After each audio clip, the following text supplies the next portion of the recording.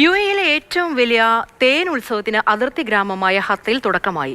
Dubai മുനിസിപ്പാലിറ്റിയാണ് 10ാമത് ഹത്ത honey festival ഒരുക്കിയിരിക്കുന്നത്.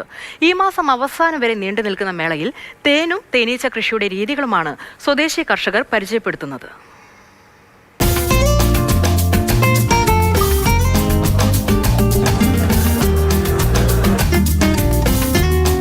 യുഎഇയുടെ തേൻ തലസ്ഥാനമാണ് ഹത്ത. ഏറ്റവും അധികം തേൻ ഉൽപ്പാദിപ്പിക്കുകയും ഏറ്റവും അധികം തേനുവിന്റെ കച്ചവടം നടക്കുകയും ചെയ്യുന്ന സ്ഥലമാണ് ഹത്ത.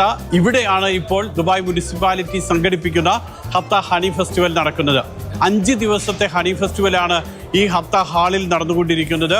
ഇന്ന് തുടങ്ങി ഈ മാസം 31 വരെ നീണ്ടു നിൽക്കുന്ന മേളയിൽ ഏതാണ്ട് 60ഓളം കർഷകരുണ്ട്. സ്വന്തമായി തേൻ ഉൽപ്പാദിപ്പിക്കുന്നവർ, അതോടൊപ്പം തന്നെ വിതരണക്കാർ, ഇങ്ങനെ ഏതാണ്ട് 60ഓളം സ്റ്റോളുകളാണ് ഇവിടെ ഒരുക്കിയിട്ടുള്ളത്. രാവിലെ 10 മണി മുതൽ രാത്രി 10 മണി വരെ നീണ്ടു നിൽക്കുന്നതാണ് മേള. Dubai municipality participates in 10th Hatta Honey Festival this year.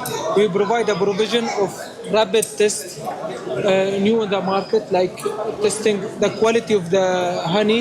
We can say it is like a traditional product. We add it to so many types of food. We use it either for normal food, for sweets or whatever. So it is so important to the UAE culture.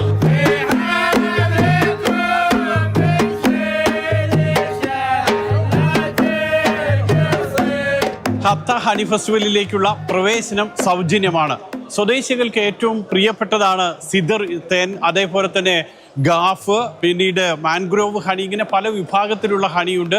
വെളുത്ത തേനുണ്ട്, എല്ലാം ഉണ്ട്. അതുപോലെ crystal കളറിലുള്ള അല്ലെങ്കിൽ ക്രിസ്റ്റലായിട്ട് ഇങ്ങനെ നിൽക്കുന്ന, തരിതരിയായിട്ട് നിൽക്കുന്ന തേൻ, ഇതെല്ലാം ഇവിടെ വരാം, ആസ്വദിക്കാം. മാത്രമല്ല ദുബായ് മുനിസിപ്പാലിറ്റി ഈ തേനിൻ്റെ ഒക്കെ ഗുണമേന്മ പരിശോധിക്കാനുള്ള പ്രത്യേക ലാബും ഇവിടെ ഒരുക്കിയിട്ടുണ്ട്.